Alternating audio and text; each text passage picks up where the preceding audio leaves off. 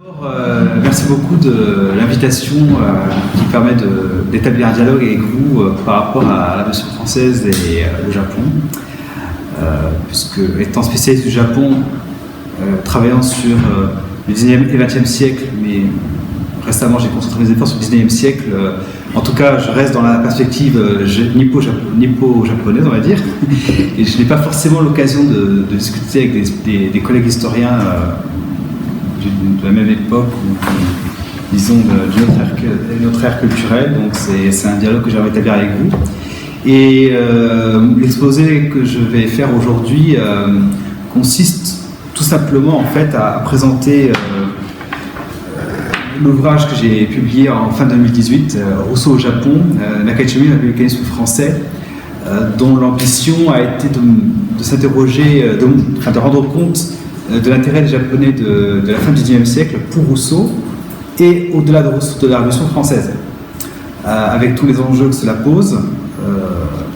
Mais l'exposé d'aujourd'hui sera autant que possible, disons, dans une perspective, disons, grand public, en évitant les questions de spécialistes des études japonaises. À vrai dire, il y a beaucoup de matières qui prêteraient à discussion, parce que je ne vais pas parler de Rousseau aujourd'hui. Je vais encore moins parler des républicains français du XIXe siècle. Je vais essayer autant que possible pour aujourd'hui de m'en tenir à la Révolution française telle qu'elle, vous montrer un petit peu pourquoi les Japonais de l'ère Meiji se sont intéressés à cette période de l'histoire de France et comment cela a été traité, et vous montrer qu'en fait dans la matière il y a un personnage, Nakaicho Min, qui a joué un rôle crucial en la matière. Deuxième point, mais ça je vais y venir, je vais prendre un autre livre brièvement, mais disons que dans un premier temps, en guise d'introduction, puisque c'est un personnage qui a joué un rôle important dans la question, je vais brièvement parler de ce personnage. En m'interrogeant sur pourquoi et le comment de l'intérêt des Japonais de l'ère Meiji, donc de la fin du XIXe siècle, pour la Révolution française et Rousseau, en fait, je me suis aperçu de manière empirique que tout me ramenait vers un personnage. Et globalement, le livre porte largement sur ce personnage qui s'appelle donc Nakaicho Min. Cho Min, qui est surnommé encore aujourd'hui au Japon le Rousseau de l'Orient, parce que c'est une figure intellectuelle très connue et qui a largement contribué en fait à diffuser les idées démocratiques au Japon. À une date précoce, puisque je vous parle encore une fois de la fin du XIXe siècle, il est né en 1847, il est mort en 1901. Il est né en fait dans une famille de guerriers de basse classe, c'est-à-dire qu'il a du coup eu une éducation traditionnelle basée sur les classiques chinois, mais comme il est né en 1947, ça veut dire qu'en fait il a passé son enfance et son adolescence dans le contexte de l'ouverture du Japon sur l'Europe et les États-Unis, puisque les Européens américains ont forcé le Japon dès 1953 à ouvrir des relations diplomatiques avec eux. Et donc on a cette présence massive d'Européens et d'Américains à partir de 1953. Et de fait, il a été très rapidement en contact avec ces pays-là, puisque très tôt, il a été envoyé par son frère apprendre le français auprès de prêtres français, missionnaires français, le prêtre Bernard Petitjean à Nagasaki. Et ça a changé radicalement sa vie, puisqu'il s'est retrouvé en fait, du jour au lendemain, si je puis dire, très jeune, à être l'un des rares Japonais à maîtriser le français. Sachant que, à l'époque, il y avait très peu de Japonais capables de maîtriser les langues étrangères, et ça veut dire que se dessine tout de suite une trajectoire spécifique. Nous avons un individu qui va avoir une place spéciale dans la société de l'époque, du fait de cette maîtrise des langues étrangères. Il est loin d'être le seul. Par exemple, il y a un personnage qui s'appelle Fukuzawa Yokichi, qui lui va être l'un des premiers à maîtriser l'anglais. Il va même voyager aux États-Unis et en revenant au Japon dans les années 1860, va largement utiliser sa connaissance de l'anglais et sa capacité à lire des ouvrages en anglais pour faire connaître aux Japonais toutes sortes de choses. Autrement dit, on a une figure comme ça d'hommes qui vont avoir une audience considérable en tant qu'individu, tout simplement parce qu'ils maîtrisent une langue. Et en l'occurrence, pour le cas de Nakaicho Min, ce sera le français. Et d'ailleurs, il va être un des premiers Japonais à être envoyé comme étudiant en France entre 1872 et 1874. Il est arrivé en janvier 1872 à Paris. Il a étudié à la Sorbonne, ici même. Il a eu un passage aussi à Lyon pendant quelques mois pour revenir ensuite à Paris. Et d'ailleurs, il ne logeait pas très loin, juste de l'autre côté du boulevard Saint-Germain, Saint-Michel, pardon. Et il a étudié en fait sur place le droit, c'était l'objectif pour lequel le gouvernement l'avait envoyé. Mais il a étudié le droit et bien d'autres choses encore auprès d'un professeur, d'un juriste qui s'appelle Émile Lacolas, qui est une figure oubliée mais qui a été redécouverte ces derniers temps par la recherche et qui s'est illustré comme étant l'un des premiers critiques du Code Napoléon et l'un des promoteurs du divorce, entre autres. Il était proche de la Commune. Et c'est auprès d'un personnage de cette envergure que Chô Min en fait, a fait la connaissance de Jean-Jacques Rousseau. Et c'est en rentrant au Japon en 1974 qu'il s'est lancé tout de suite dans l'action politique et qu'il a commis une première traduction en japonais du contrat social de Rousseau, qui, selon les sources, a été lu et a connu un succès immédiat pour des raisons sur lesquelles je vais m'étendre après. Et c'est par la suite qu'il va s'engager de différentes manières et prendre un nom de plume, puisque Chô Min, en fait, c'est un nom de plume. Son vrai prénom, c'est Tokusuke. Et Chô Min, c'est comme Voltaire, en fait. Donc c'est un nom de plume, sachant que Chô Min veut dire le peuple. Alors quand je dis qu'il s'est engagé de différentes manières, je veux dire concrètement qu'il s'est engagé tout d'abord comme journaliste. Il a été un des principaux journalistes de son temps. Il a créé ou a participé à des journaux qui ont connu des diverses fortunes parce que par sa prise de position, il a subi la censure du gouvernement. Le premier journal qu'il a fondé par exemple en 1981, le journal de la Liberté de l'Orient, s'est arrêté au bout de quelques numéros sur ordre du gouvernement.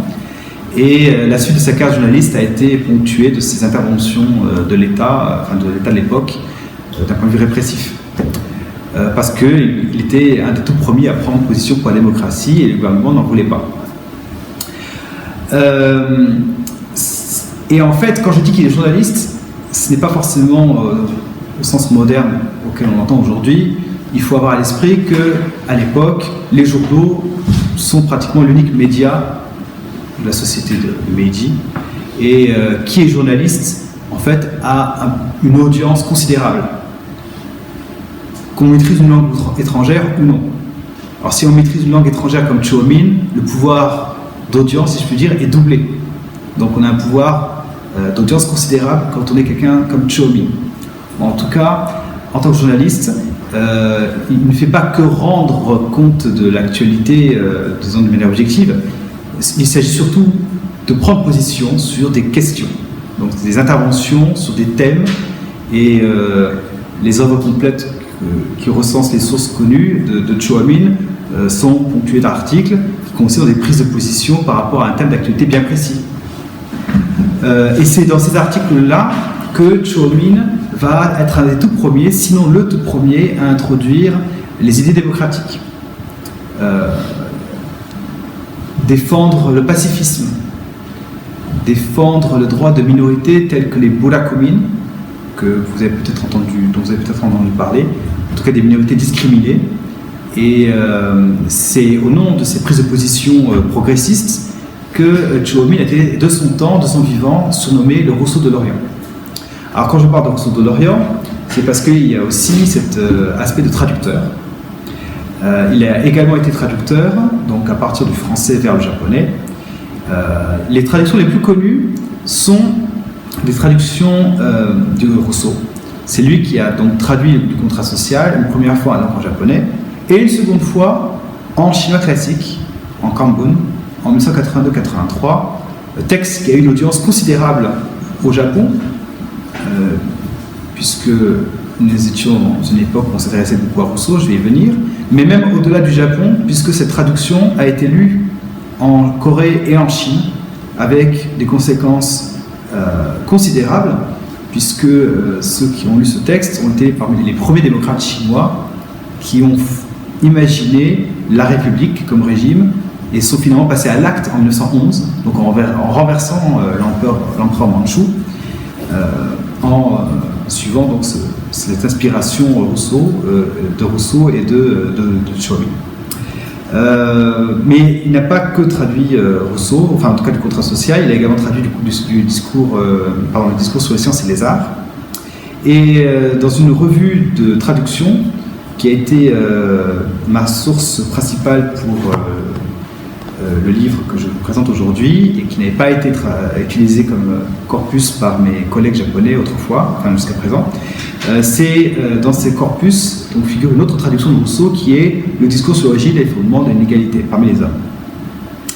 Ce à quoi s'ajoutent bien d'autres traductions et de ce point de vue d'ailleurs, Chomine est aussi un philosophe et un pionnier dans l'introduction de la philosophie au Japon.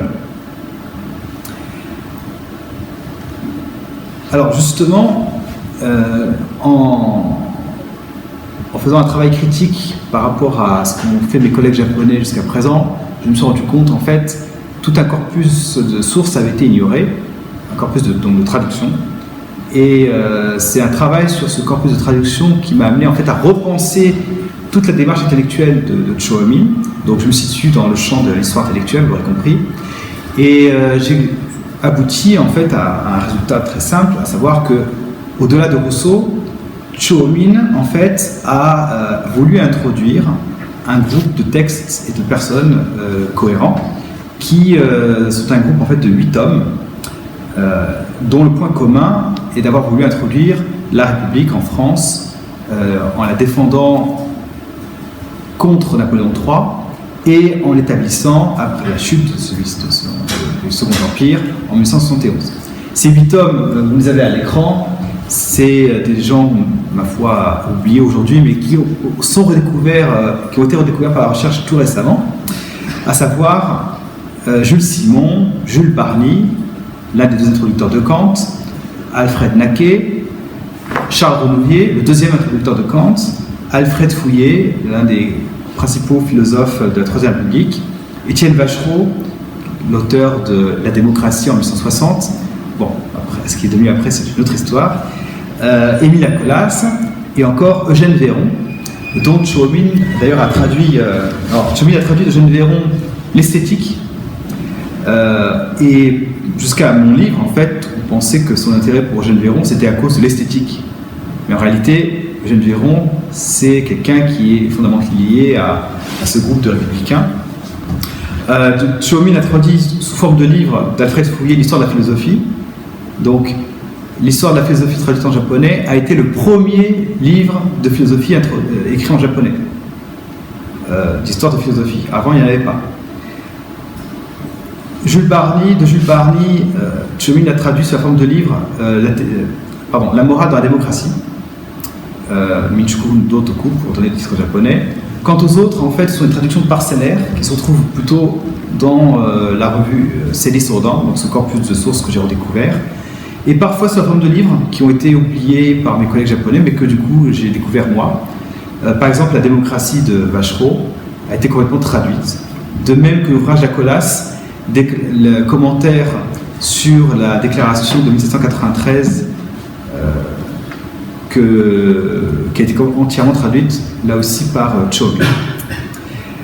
Et donc toutes ces sources-là ont formé la matière du livre dont je vais parler aujourd'hui, sachant que comme mon travail s'intéresse à cette question de traduction, et puis tous les enjeux que cela pose et le contexte qui englobe cette traduction, j'ai aussi pris le parti de publier des traductions autant que possible, et j'ai fait une contre-traduction de la traduction du contrat social.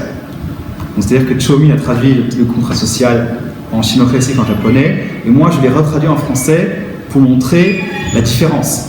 Parce que, comme vous l'imaginez, le texte qu'a écrit Chomine est éloigné en apparence du texte original, avec tous les enjeux que cela pose, mais dans le même corpus de texte, enfin en chinois classique, Chomine a traduit également la déclaration de 1793, ainsi que la déclaration américaine d'indépendance de 1776.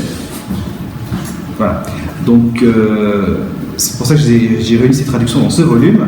Mais aujourd'hui, je ne vais pas parler de Rousseau, je ne vais pas parler des républicains français, il y aurait beaucoup de choses à dire. Je vais me contenter simplement de parler de la Révolution française chez Chōhōmin et de manière plus large dans ce Japon de l'ère Meiji. Donc je vais articuler mon propos en deux temps très simples. Dans un premier temps, je vais vous expliquer pourquoi il y a eu un attrait chez les Japonais des années 1870-1880 pour la Révolution française, et pas seulement pour Rousseau.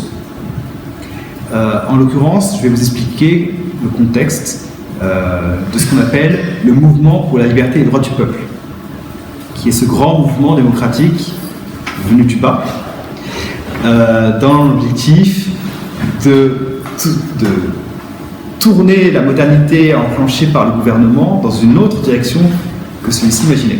Dans un deuxième temps, je vais parler un petit peu du comment cette révolution française a été introduite, et là, pour le coup, m'attarder un peu plus sur l'œuvre de traduction de Chōhōmin et les enjeux que cela pose.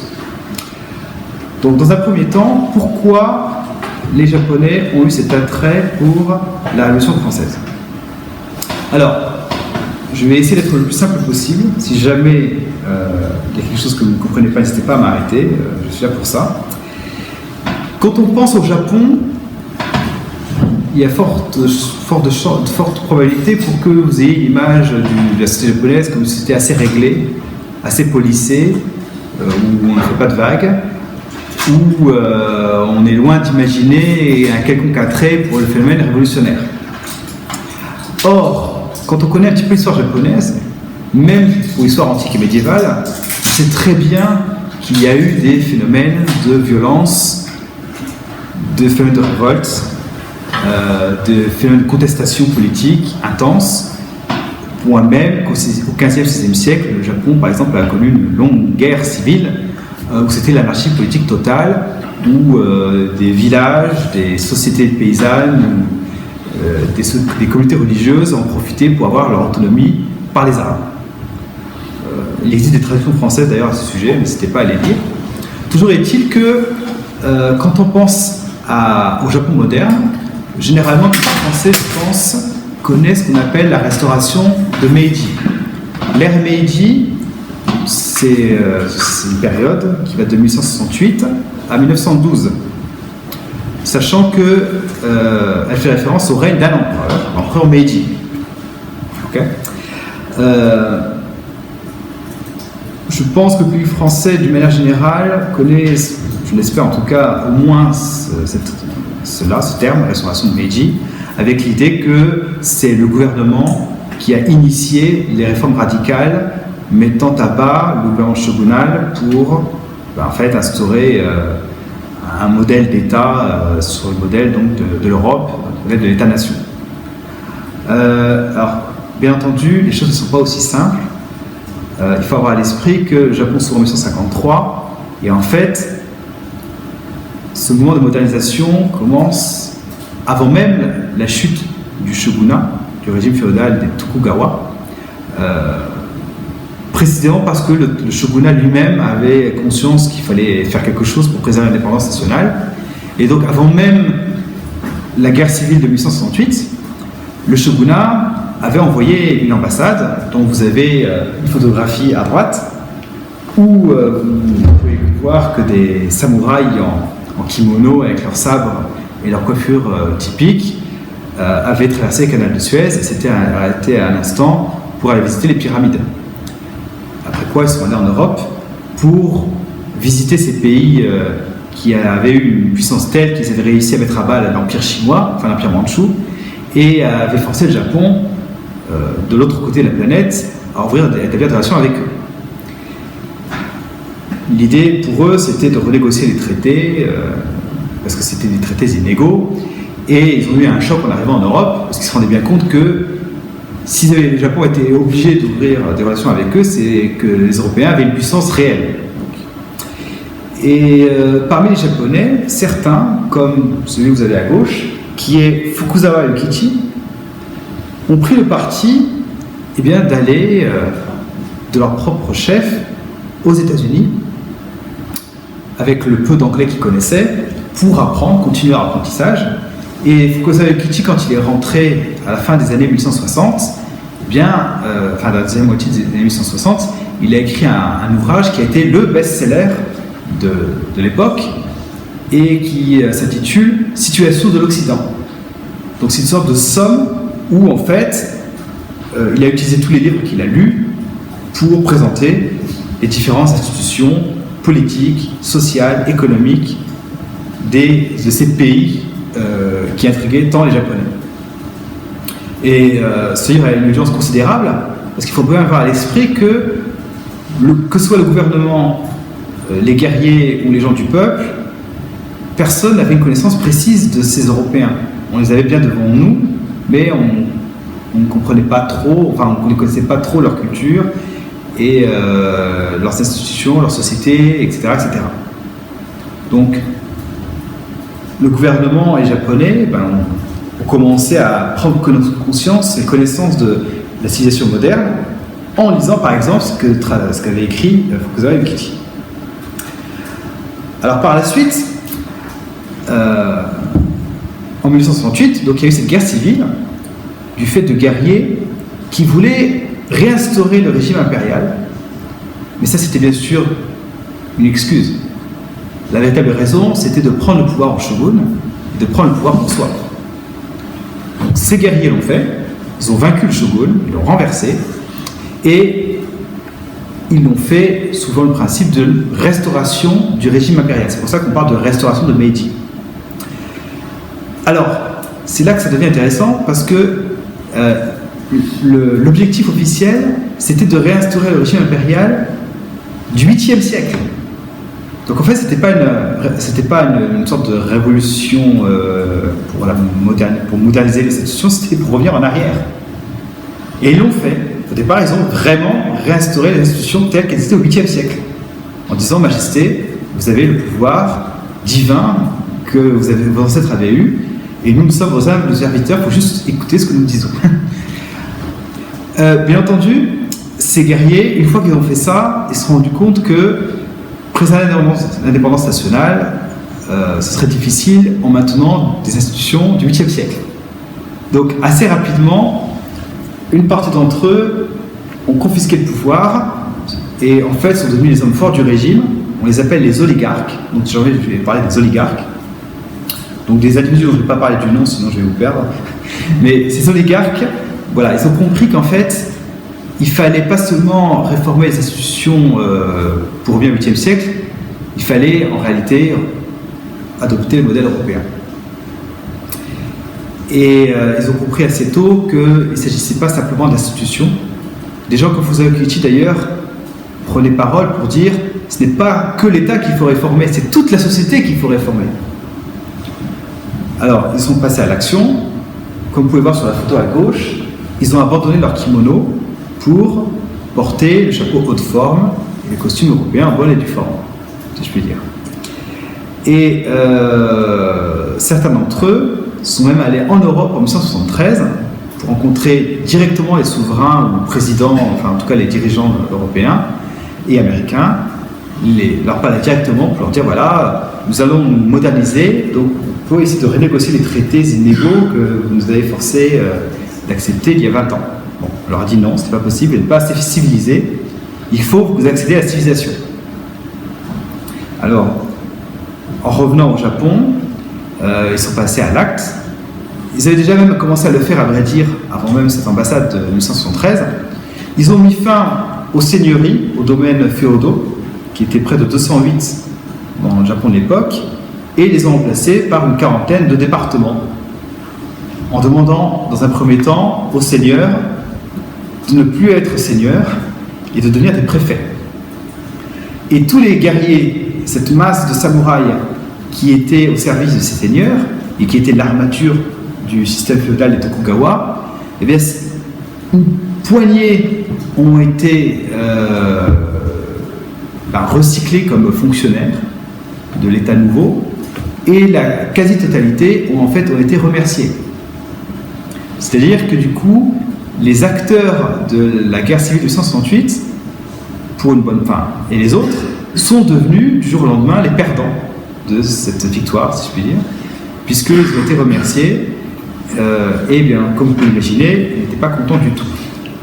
Surtout que, puisqu'il fallait réformer la société aussi, le nouveau gouvernement des oligarques a décrété qu'il fallait mettre fin aux 4 statuts qui régentaient la société féodale, donc paysans, marchands, artisans et guerriers. On a supprimé tout ça du jour au lendemain pour regrouper tout le monde sous la catégorie des sujets de l'empereur. Même les discriminés d'autrefois, on les avait intégrés sous la catégorie nouveaux sujets. Donc il n'y avait plus que des sujets. Alors, bien sûr, là je caricature, je simplifie les choses, mais en tous les cas, il faut avoir à l'esprit que pour les guerriers, cette réforme radicale, ça a signifié la perte de leur statut. Le dernier acte de cette réforme, d'ailleurs, ça a été la suppression du port du sabre. Et pour les guerriers, ça a été la réforme de trop. Ils ont accepté toutes les couleuvres possibles et imaginables, mais il y a bien une chose à laquelle ils tenaient, c'était leur sabre. Parce que c'était non seulement la marque de leur statut, mais c'était aussi l'objet qui leur avait été transmis de père en fils. Donc leur interdit de porter ça, c'était vraiment ce qui a donné lieu du coup à une série de révoltes, des graves révoltes, entre 1874 et 1877. Pour ceux qui connaissent, il y a eu un film il y a quelques années, produit par Hollywood, qui s'intitule Le Dernier Samouraï, et qui en fait raconte cela, mais bien sûr à l'américaine, donc une bonne moitié du contenu est faux. Le héros était français et pas américain, enfin bref, j'en passe. En tout cas, ça parle de cette époque. Et il y a eu donc des révoltes qui ont voulu, en fait, renverser le régime. Pas parce qu'ils considéraient le régime comme mauvais, en tant que tel, mais parce qu'ils ne supportaient pas ses orientations. Ils considéraient que les oligarques avaient confisqué la victoire. Et à droite, vous avez un ukiyo-e, qui représente la dernière révolte, la plus grande d'entre elles, la révolte du Sud-Ouest, puisque c'est le fief du Sud-Ouest qui s'était révolté, avec un de ces oligarques qui a rejoint les guerriers, il s'appelait Saigo Takamori, et qui a essayé de faire la guerre au gouvernement, en mobilisant ses samouraïs, en marchant sur Tokyo, mais le gouvernement, lui, il avait instauré l'armée de conscription, à partir de ces nouveaux sujets, enfin des sujets, donc des paysans en fait, et il a fini par écraser la révolte des guerriers. Et pour dire que dans ces premières années du Japon nouveau, le gouvernement essaie d'instaurer un État central sur le modèle européen, mais a beaucoup de peine à le faire. Parce qu'il y a un coût social qu'il ne veut pas payer et qu'il écrase par le sang. Je pèse mes mots parce que le coût social ne se laisse pas porter uniquement sur les guerriers. Il s'est porté aussi et surtout sur la masse de la population qui est une masse paysanne. Pourquoi ? Parce que l'État central veut instaurer des impôts nouveaux. Dans un premier temps, il reprend les impôts de l'époque féodale, mais en le doublant. Et la situation s'aggrave pour les paysans, parce que, puisqu'il veut mettre en place un régime, enfin un État moderne, il instaure des impôts monétisés. Or, jusqu'à 1968, on utilisait le riz comme mesure pour compter la superficie agraire, et c'était en riz qu'on payait les impôts. Donc les paysans japonais étaient habitués à payer en riz, ils n'avaient pas d'argent. Donc il y a eu une époque comme ça où l'État a instauré l'usage de la monnaie sans que les gens avaient forcément de la monnaie. En tout cas, disons, pour faire simple, il y a eu une hausse des impôts. Donc vous savez qu'en France, si on augmente les impôts, on a tout de suite un mécontentement. C'est la même chose au Japon. Une hausse des impôts radicale a provoqué un mécontentement dans la population paysanne,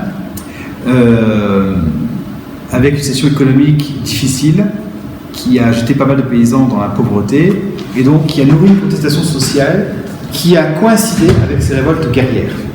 Donc à la fin, dans la deuxième moitié des années 1870, en même temps dans le même temps que vous avez donc, ces révoltes guerrières, vous avez ces révoltes paysannes qui éclatent dans tout le pays.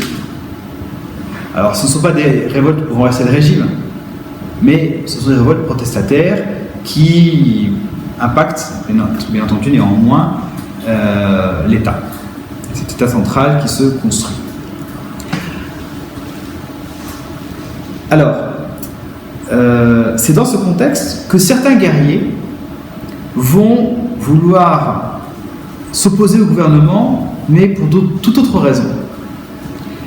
Ces guerriers, pour la plupart, sont en fait issus des clans alliés des oligarques. Donc ils ont aidé les oligarques à gagner en 1968, et ils ont eu eux aussi le déplaisir de voir ces oligarques confisquer le pouvoir. Donc ces chefs de ces clans alliés ne sont pas contents. Et en même temps, ce sont des guerriers qui ont lu des ouvrages de Fukuzao Kichi, donc cette première traduction, et se sont rendus compte que, au-delà du Japon, il y a des pays qui fonctionnent de manière très différente. Par exemple, il y a des pays où le chef n'est pas un souverain comme au Japon qui va régner de son intronisation jusqu'à sa mort.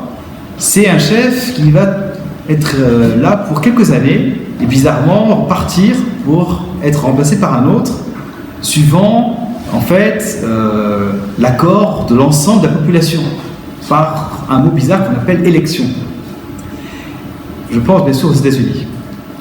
Ou alors, il y a un autre pays où il y a un souverain, mais ce n'est pas lui qui commande, c'est un groupe d'hommes qui sont rassemblés dans une maison qu'on appelle un parlement, et qui sont élus, et qui en fait gèrent le pays. Alors, ces guerriers trouvent ça formidable, et ils se rendent compte que il n'y a pas de raison qu'au Japon n'existe pas aussi un parlement, qu'il n'y ait pas une constitution. Et donc en 1874, au même moment où éclatent ces révoltes paysannes et ces révoltes guerrières, il y a donc des hommes qui vont demander au gouvernement, ils vont écrire un texte, ce qu'on appelle un mémorandum pour l'établissement d'une constitution. Ils vont l'adresser au gouvernement en disant voilà, c'est vrai qu'on commence à peine la modernisation de la société, mais il n'y a pas de raison qu'on puisse attendre. Pourquoi on ne pourrait pas établir maintenant un parlement et une constitution qui gérerait le pays comme c'est le cas ailleurs? Ils ne vont pas être entendus par les oligarques. Les oligarques, ceux que vous avez sur la photo à gauche, en étant en Europe, ils vont comprendre que certes, il y a des pays où il y a une constitution et un parlement, mais il y en a d'autres, des pays très intéressants qui viennent d'émerger, comme l'Allemagne, où la constitution paraît très très bien, puisque c'est un pays autoritaire, où c'est l'empereur qui a, enfin du coup Guillaume Ier plutôt, qui a tous les pouvoirs. Et ça, pour eux, ça se rapproche pas mal de ce qu'ils essaient de faire, puisque n'oublions pas qu'ils ont restauré le pouvoir impérial. Donc ils se disent, mais pour nous, on voudrait plutôt établir un régime moderne, qui soit un modèle européen, mais dans lequel l'empereur aurait le pouvoir. Donc au départ, ils ne veulent pas entendre parler de parlement, de constitution, ils préfèrent un modèle autoritaire. Et du coup, ça va aboutir au lancement de ce qu'on appelle le mouvement pour la liberté et les droits du peuple. Un mouvement qui va durer jusqu'en 1989, donc plus d'une dizaine d'années, au cours duquel, en fait, les révoltes guerrières vont être réprimées, les révoltes paysannes aussi vont être réprimées, mais d'autres révoltes vont éclater du fait de ce mouvement tout au long des années 1970 et 1980. Au cours desquels le gouvernement va non seulement réprimer par le sang les arrestations, ces révoltes, mais va aussi instaurer des lois liberticides qui vont exister jusqu'en 1945 pour museler l'opinion et les premiers journalistes. C'est ce dont se fait l'écho de cette caricature par un dessinateur français qui s'appelait Bigot et qui était au Japon à l'époque. Révoltes qui vont culminer en 1984 notamment. Bon, bien sûr, ce n'est pas une photo d'époque, ce que vous avez à droite. C'est un film qui retrace cet épisode de 1984, au cours duquel des paysans ont déclaré un gouvernement indépendant et ont marché sur Tokyo pour renverser l'État, enfin le gouvernement des oligarques. Alors, ça n'a pas marché, mais c'était le summum de cette révolte. Alors, ce texte de 1974, comme je l'ai dit, il revendiquait un parlement, c'est ce que vous avez sur l'écran, c'est l'original. Et comme ils n'ont pas été écoutés, eh bien, ils se sont dit qu'il fallait passer à l'action, former des sociétés politiques pour regrouper autant que possible les gens éduqués, et puis de manière à ce qu'une nouvelle pétition émerge de tout le pays, de milliers de signatures, pour adresser cette nouvelle pétition à l'empereur lui-même. Donc ils ont formé les premières associations politiques de l'histoire japonaise, la première étant la Aikokuroto, donc le Parti public des patriotes, et avec d'autres organisations qui naissent comme ça un peu partout. Et on a donc un processus entre 1974 et 1980 au cours duquel émergent partout dans le pays des sociétés politiques, les paysans riches, les guerriers se rassemblent et puis se rendent compte qu'il faut lire, qu'il faut s'informer. Et le terme qui commence à se diffuser, c'est le terme de Minken, c'est-à-dire droit du peuple. Il y a une variante qui est Tenpu Jinken, qui veut dire les droits de l'homme concédés par le ciel. C'est la traduction du terme, mais c'est une traduction en fait pour dire droit naturel.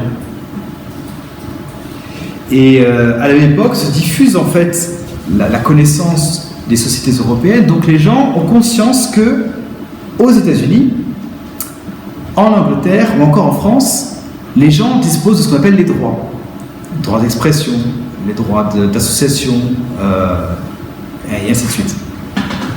Et bien sûr, c'est ce qu'ils veulent.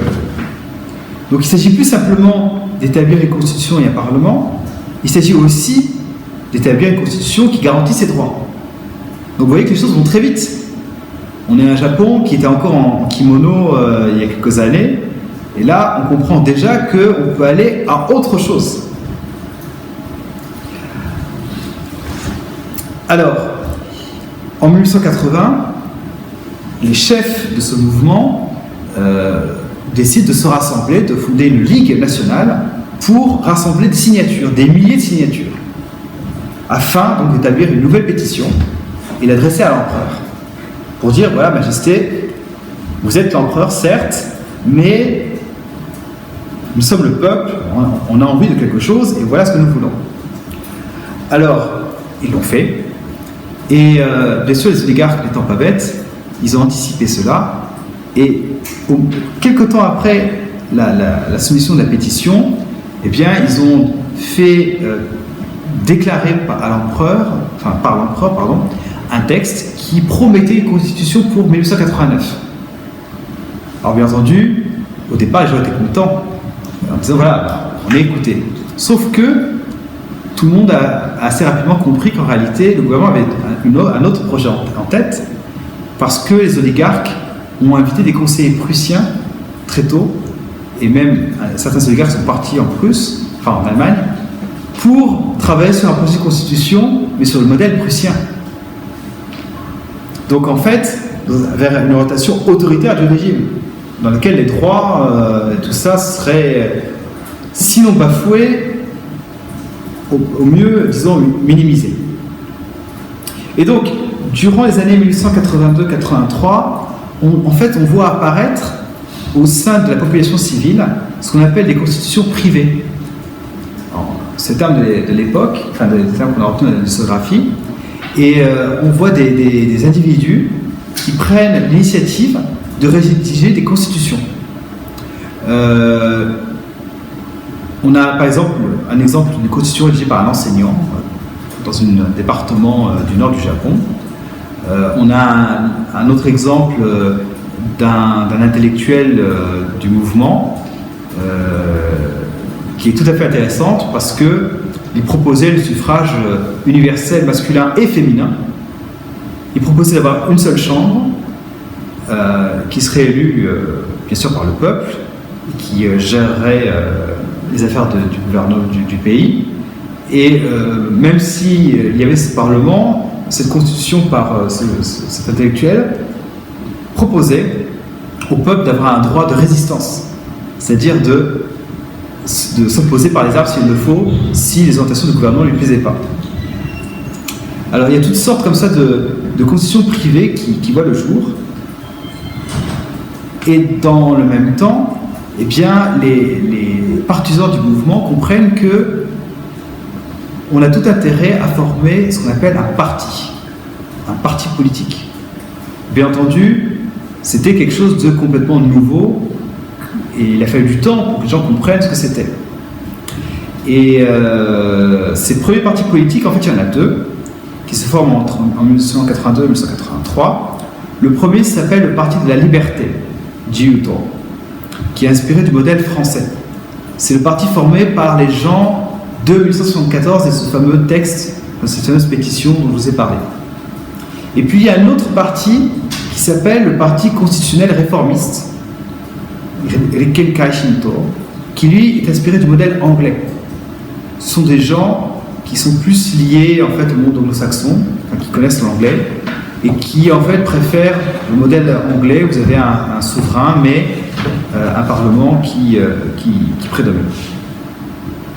Et dans cette ébullition des hommes politiques, il faut avoir à l'esprit que dans les journaux, les journalistes, dont Choi Min, en fait, discutent beaucoup, diffusent ce qui se passe en Europe, expliquent un petit peu quels sont ce que c'est qu'une constitution, un parti politique, etc., etc.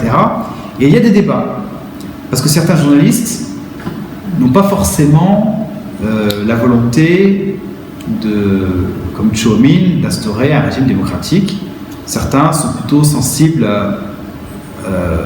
disons, en fait, aux orientations du gouvernement et sont plus favorables à un régime plus autoritaire. Certains sont plus modérés. Et donc, en fait, il y a toutes sortes de débats, notamment sur ce que c'est que la souveraineté. Sachant qu'au même moment, certains intellectuels se rendent compte qu'en Europe, il y a des courants d'idées nouveaux qu'il faut introduire et qui supposent des orientations politiques radicalement différentes de ce qu'ils pensaient au départ. Je pense notamment à Spencer. Jusqu'à présent, c'était plutôt John Stuart Mill ou encore Jeremy Bentham qui était la coqueluche des Japonais, enfin des intellectuels japonais.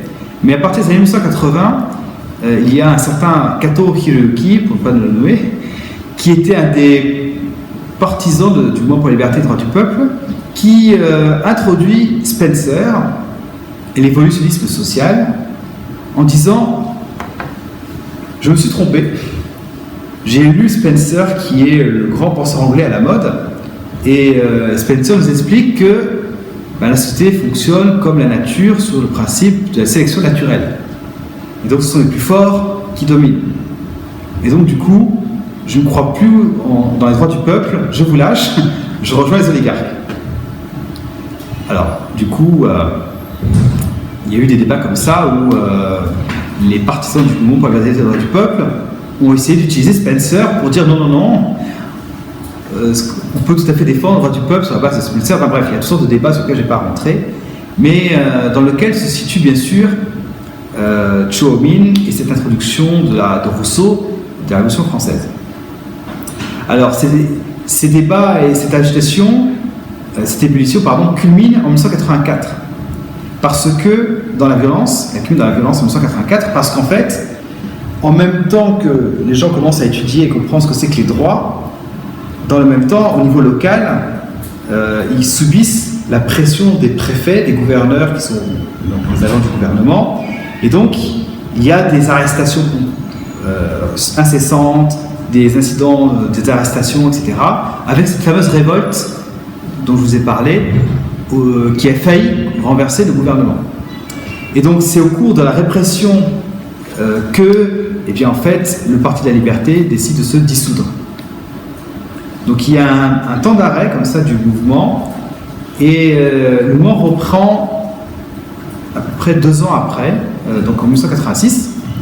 C'est Choi Min lui-même qui a contribué à le relancer avec d'anciens membres du Parti de la Liberté, pour faire pression sur le gouvernement, sachant que tout le monde sait qu'en 1989, donc dans quelques années, il y aura une constitution et un parlement. Mais le gouvernement commence à créer des institutions, notamment un gouvernement, avec une orientation clairement autoritaire. Donc des gens comme Chô Min et les anciens membres du Parti de la Liberté essaient de se remobiliser pour tenter de faire pression sur le gouvernement et, autant que possible, obtenir que la constitution à venir soit démocratique. Ça ne va pas vraiment marcher, à vrai dire, parce que le gouvernement va faire pression sur les démocrates. Chô Min lui-même et beaucoup d'autres vont être envoyés en exil dans la province. Ils ne vont pas être forcément arrêtés, mais vont être envoyés en exil pour les éloigner de la capitale. Et puis ils vont réussir à séparer les chefs de la masse, si je puis dire, en proposant des postes dans le futur gouvernement à ces chefs, qui ne demandaient que ça, à vrai dire. Ils vont également, au niveau local, faire en sorte que les paysans les plus riches soient les maires des villages, soient les élus dans les assemblées locales, pour les désolidariser des paysans pauvres. Ça va marcher. De sorte que le mouvement va perdre en force. Et c'est ainsi qu'en 1989, on va arriver à ce que le Japon ait une constitution et un parlement. C'est pas ce que les oligarques voulaient au départ, donc ils ont été forcés de l'accepter, mais ils ont réussi à instaurer un régime autoritaire dans lequel l'empereur est un dieu et détient tous les pouvoirs. J'ai écrit un livre qui s'intitule « L'histoire politique du Japon ». Vous pouvez jeter un coup d'œil là-dedans, si vous voulez avoir le détail, et vous verrez qu'en fait, la chambre basse, contrairement à ce que Chô Min aurait voulu, a des pouvoirs extrêmement faibles. En tout cas, c'est sur cette base-là que le Japon moderne va s'établir et va continuer sa trajectoire politique jusqu'en 1945, où là, vous aurez une constitution réellement démocratique. Sachant que Chô Min lui-même sera élu de cette chambre en tant que représentant des discriminés, mais au bout d'un an, il va décider de démissionner, parce qu'il va se rendre compte que ses camarades du Parti de la Liberté vont passer des compromis avec les oligarques. Il va clairement s'opposer à ça, et il va préférer se retirer pour se lancer dans les affaires et finir par mourir en 1901, donc quelque chose comme 10 ans après, en ayant fait scandale une dernière fois, en écrivant un essai qui s'intitule « 1 an et demi », qui est un essai, c'est en 2 parties, mais disons que la deuxième partie, c'est une thèse où il défend le matérialisme et l'athéisme. Il va être le premier japonais à se faire enterrer sans cérémonie religieuse. Donc c'est un grand scandale à l'époque. C'est un texte que j'ai traduit, donc vous pouvez le trouver sous le titre « 1 an et demi » si vous voulez. Voilà. Alors, dans ce contexte de recherche des droits politiques et de contestation du gouvernement, eh bien, je me suis rendu compte, par mes recherches, que ces Japonais de ce mouvement pour la liberté et les droits du peuple avaient un intérêt, pas seulement pour Rousseau, mais d'une manière générale pour la Révolution française. Donc en fait, je suis tombé sur des sources qui n'ont jamais été traitées par mes collègues japonais, qui mériteraient d'ailleurs une étude approfondie pour chacune d'entre elles, mais bon, je me suis intéressé d'abord à Rousseau, là je me contente de les présenter. Alors elles sont sur l'écran. Ce sont basiquement des textes de 2 manières, de 2 sortes. Ce sont soit des traductions qui s'assument comme telles, soit des textes qui se revendiquent de la main de leur auteur, mais qui sont en réalité souvent des reprises de traduction. Alors c'est pas toujours facile de savoir quelles sont les sources, mais d'une manière générale, il s'agit de textes issus de l'anglais.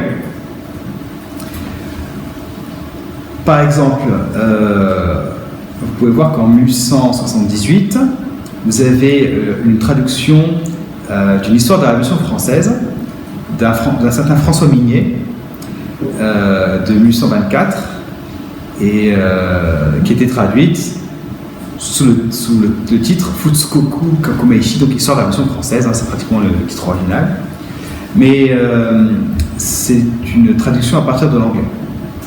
De même, vous avez une traduction en 1979 d'un auteur américain, d'un traducteur inconnu, qui en fait est une histoire de France générale, dans laquelle bien sûr vous avez tout un chapitre sur la Révolution française.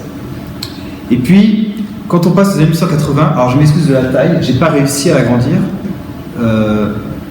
Je sais pas si vous pouvez le lire, mais disons que pour faire simple, là c'est juste pour vous montrer, mais ces publications sur la Révolution française, en fait, augmentent dans les années 1880. Donc il y en a plus. Alors, tout ce que je vous montre, c'est in extenso, c'est-à-dire que c'est toutes les traductions qui existent. Ça fait pas beaucoup, en fait, quand on y pense. Mais c'est quand même intéressant. Et vous voyez que, par exemple, le pic de ces publications, c'est en 1982 et en 1987. 1982, c'est l'année, si vous vous rappelez, où se forment les deux partis politiques et c'est le moment où vous avez toutes ces constitutions privées qui s'élaborent. Avec 4 titres, l'une qui s'intitule « Sur les causes de la Révolution française » d'un certain Suzuki Goro, une autre qui s'intitule « Brève histoire des droits du peuple en Europe et aux États-Unis », une autre qui s'intitule Modèle de discours en Occident, droits du peuple et liberté, et puis encore une autre qui s'intitule Histoire générale des révolutions en Occident, la Révolution française. Après quoi, vous en avez quelques-unes plus ponctuelles. Adolphe Thiers est traduit en 1984, donc Histoire de la Révolution française, toujours encore une fois. Et vous pouvez voir que par la suite, vous avez des publications un peu différentes qui viennent de l'allemand. Et ça, ce n'est pas un hasard. Dans le cas des publications de 1982 qui viennent souvent de l'anglais, en fait, l'ambition, c'était de montrer que ce que nous, Japonais, vivons actuellement, notre lutte pour les droits du peuple, donc pour Minken, c'est la même chose que ce qu'ont fait les Anglais en 1888, que les Français ont fait en 1889 et que les Américains ont fait en 1776. C'était leur parti pris. Par contre, dans la deuxième moitié des 1880, les publications qui viennent de l'allemand et qui prétendent parler de la Révolution française sont en réalité des publications qui très souvent critiquent la Révolution française et qui sont en fait des publications sponsorisées par le gouvernement. Le gouvernement, donc les oligarques ne sont pas bêtes, ils ont essayé de faire introduire des histoires alternatives pour montrer que la Révolution française c'est pas quelque chose de bien, il ne faut pas faire pareil. De la même manière d'ailleurs, en parallèle de ces partis politiques naissants, les oligarques n'ont pas hésité à essayer de trouver des gens pour former des partis politiques à leur solde.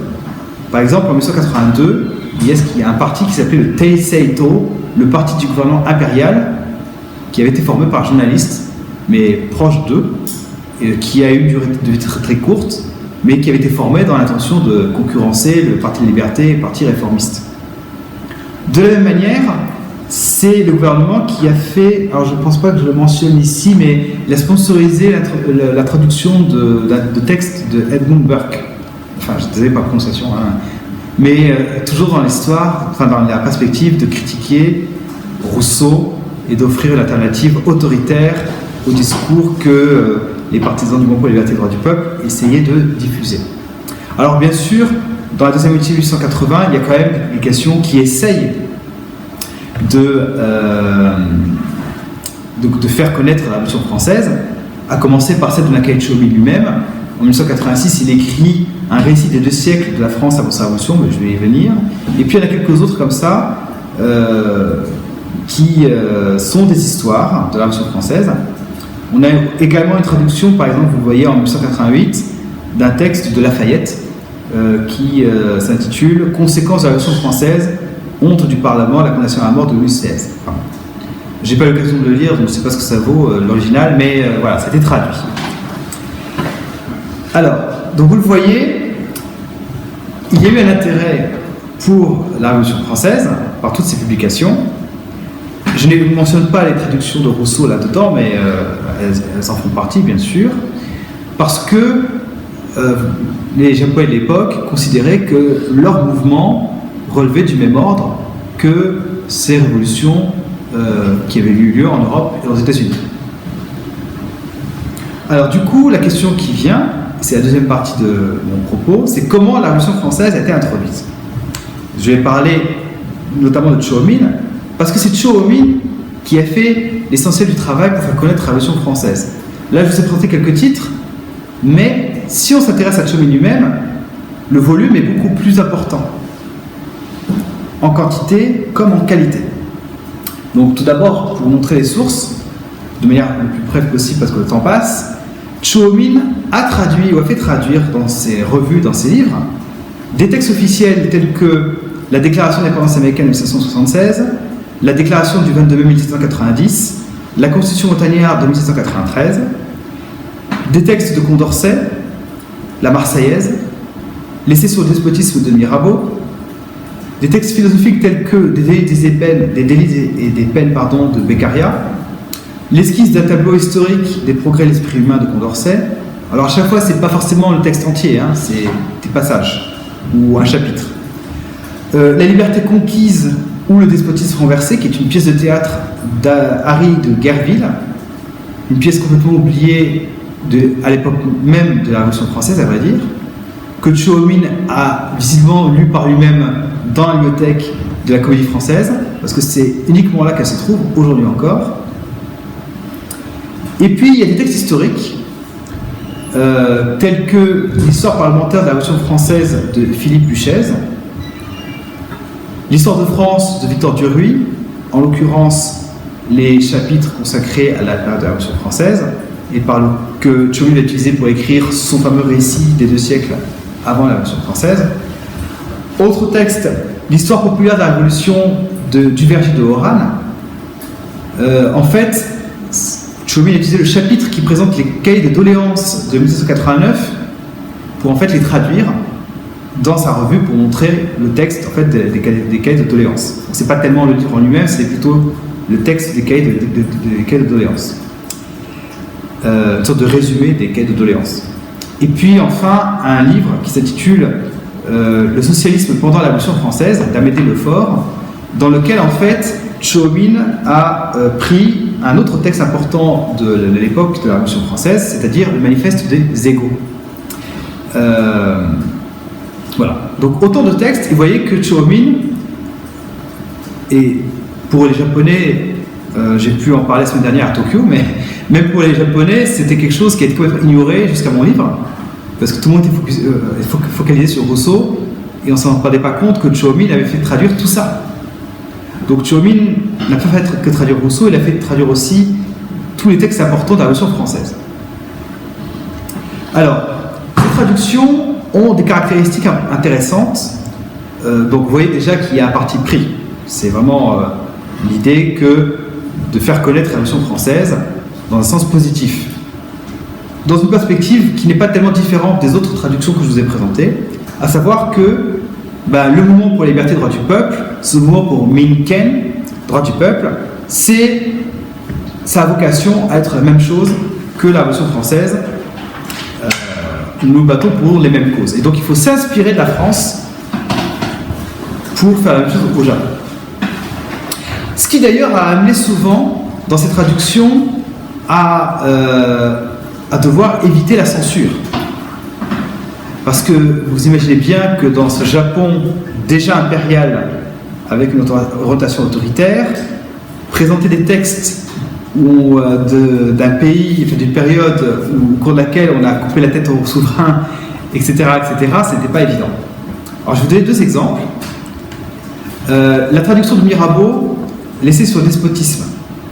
Il y a une introduction en japonais, donc qui n'est pas du tout dans le texte original, au cours de laquelle, dans cette introduction, donc au cours de laquelle l'élève de Chō Min écrit que les Bourbons et la cour impériale sont aussi différents que le ciel et la terre. Donc, le gouvernement impérial, c'est quelque chose de très bien, surtout, si on vous présente le texte de Mirabeau, c'est pas par volonté de faire la même chose par rapport à la cour impériale. Donc, quand on lit l'introduction, on pourrait croire en apparence que on va présenter ces sur le despotisme, mais c'est pas du tout dans le but de critiquer la cour impériale japonaise. Mais en réalité, quand on regarde le contenu, on a quelque chose qui va complètement à l'opposé de la traduction. Donc on comprend que la traduction, en fait, c'est simplement un parti pris de façade pour avoir la paix au niveau de la censure. Parce que le contenu est fidèle au texte de Mirabeau, et il y a des phrases qui ne montent pas. Quand Mirabeau écrit « La sublime et douce chimère des souverains perdent leur sujet », la traduction dit, donc là je retraduis en français, « Le gouvernement d'un pays ne doit pas être assimilé à la gestion d'une famille ». Et elle ajoute même la traduction, donc là pour le coup c'est un ajout, que le souverain est le serviteur de son peuple, comme dit Rousseau. Alors ça c'est très important dans le contexte japonais, de dire que le souverain n'a pas à gérer une famille, parce que les oligarques voulaient établir une idéologie dans laquelle l'empereur est le père, au sens propre, de la famille japonaise. En japonais, on appelle ça Kazokukoka, donc l'état-famille. C'est l'idéologie qui va exister jusqu'en 1945 et que les oligarques vont réellement mettre en place en 1989. Sauf que le texte, c'est 1982. Donc en fait, on comprend que Chōmin anticipait déjà ce qui allait se passer et avait fait cette traduction dans l'espoir que, voilà, faire comprendre aux Japonais, surtout ne tombez pas dans le panneau, l'empereur n'a pas à être le père de la famille, il doit être le serviteur du peuple. Alors, ça, c'est une traduction, vous voyez, en fait, pour éviter la censure, on a un passage de façade, mais en réalité, le contenu va dans un sens très différent. Autre exemple, et là, c'est une autre méthode, on a une suppression.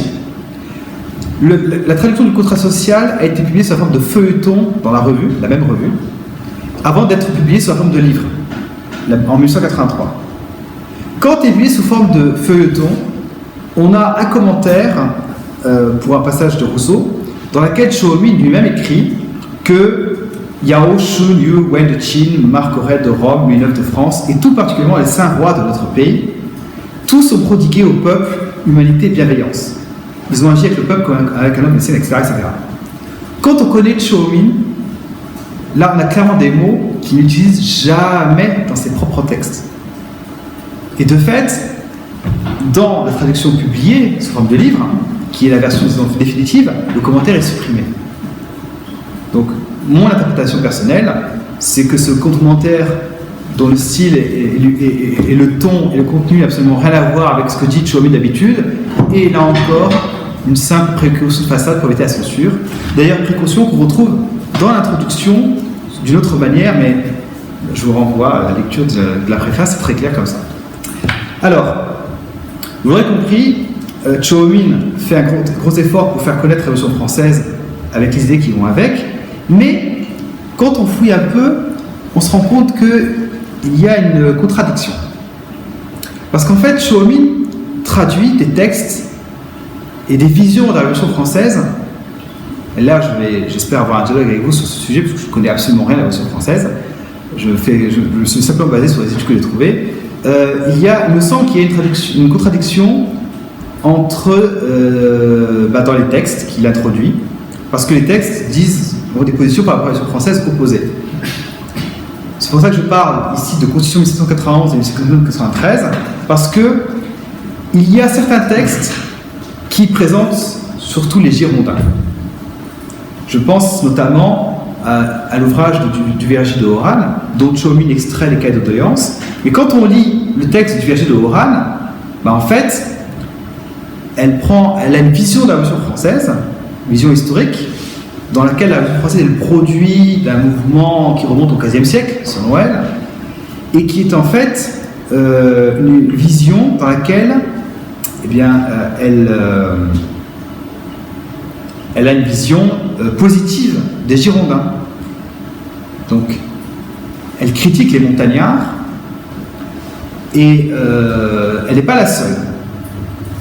Si on prend Duruy, que Chōmin utilise pour écrire son propre livre sur la Révolution française, on a aussi une vision dans laquelle finalement c'est un parti pris plutôt girondin que montagnard, et dans laquelle, en fait, le tournant de la terreur et l'usage de la violence sont présentés de manière négative. Et c'est à ce titre-là que les auteurs prennent parti pour les Girondins.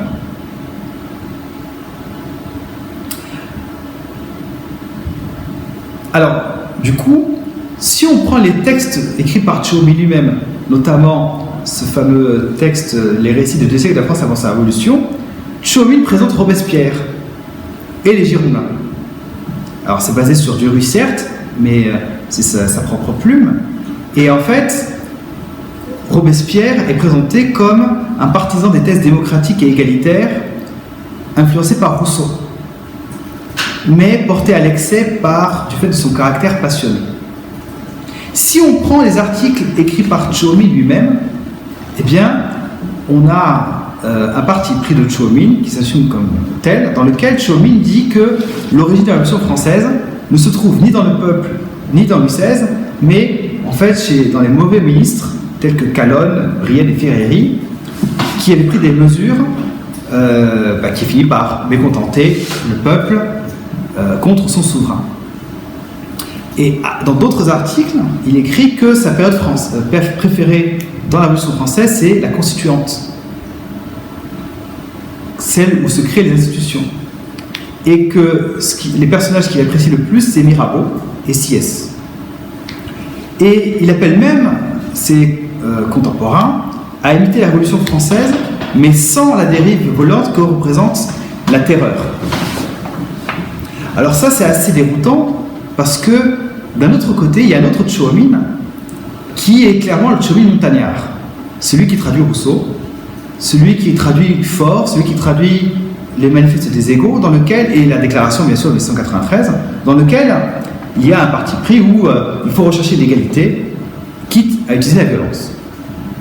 Donc il y a une sorte de contradiction comme ça chez Tchiomi que j'interprète comme une sorte de tentative de penser une sorte d'idéal peut-être impossible, à savoir allier la modération girondine à la passion de l'égalité montagnarde.